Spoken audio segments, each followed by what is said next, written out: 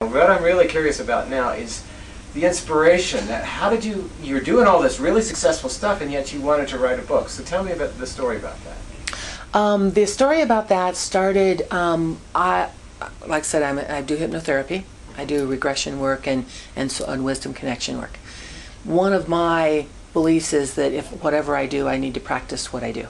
So twice a year, I have a therapist come in and I become the client.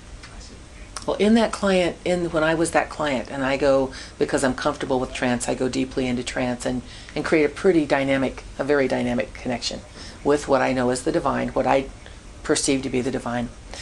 And in that connection, I was reminded that I'd agreed to write a book. And I had agreed to co-author it with the Angelic Realm. And I was not happy. Oh, yeah. Because that wasn't on my agenda, as I understood it. Yeah. And so the agenda got shifted, and it says, no, you agreed to help us get this word in. You agreed to write this book. And it took me about 4 months to go, okay, fine. Let's see. I am intuitive and connected, by the way, as we all are, in my belief. And so one morning I got up and I sat down with the computer and I said, all right, what do we want to do here? And it was like two energy beings, and they were just in energy form, bigger than that.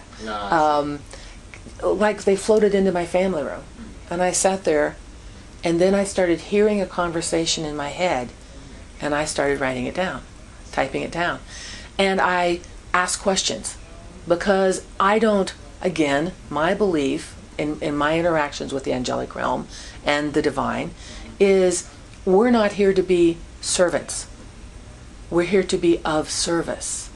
So I see us we're in different roles, and so I felt I had the opportunity and the responsibility to ask questions. I'm the one in physical form. I'm the one in closest connection, if you will, to the physical realm. So they would be talking along and sometimes having different opinions, which surprised me. And I would ask questions, and I would say, well, what do you mean by this? I think we need an example here. And so for about 4 months, I would wake up at 5 o'clock in the morning, wide awake, not my normal wake-up time, go downstairs, make something hot to drink, sit down with my laptop, and for about an hour, hour and a half, we would have dialogue. And after 4 months, I was told, format it into a book, and here we have it. And that's why there are 2 angels on the cover. I see. So, 2 angels on the cover, and what does the sun symbolize? The sun symbolizes it's another form of infinity. The name of the book is The Light One. And one of the opening statements is, the light won, and it won centuries ago. Did you not get the message? Did you not get the email? And what this is saying is, all of the shadows we see in the world are of our making, either as individuals or as groups or society. And that if we choose to continue to support societies or groups that create shadows, then that's our choice. Angelic Realm doesn't know why we're doing it.